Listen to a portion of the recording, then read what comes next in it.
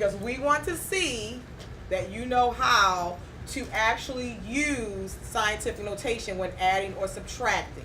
Who remembers what must happen when you're adding or subtracting scientific notation? The exponents must be the same. The exponents must be the same. So if they're not the same, you're going to have to do some conversion.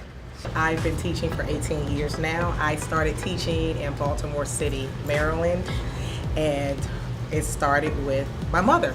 My mother is an educator, and I literally followed in her path. I started as a special education social studies teacher when I came here, and I had the certification for math, and I always taught after school programs, and it was always in math. And I was moved to math, and it stuck. And who knew? I was good at math, and so I became a full-fledged math teacher. First of all, you have to know your students. You have to know their strengths and their weaknesses, and you can build upon their strengths to help them do better, especially when they have certain weaknesses. So I get to know their weaknesses so that I can start working on them.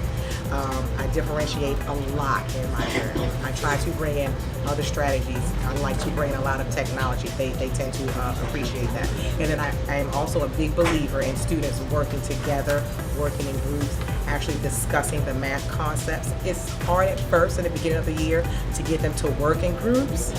And then as the year goes on, it becomes easier because they begin to know, Ms. McGhee wants me to discuss this with my group members, and they automatically move towards each other. And I feel like the more discussion about math that they have, the better they become with the math concepts. The advice that I would give to new teachers is to understand that this is a very, very rewarding career. Sometimes it feels like it's hard, but in the end, you always get those rewards, those aha moments, those moments where you say, oh, this is why I did this. So I just would give new teachers the advice that you need to just hold on, stick to it, because I promise you in the end, it will all become such a beautiful experience.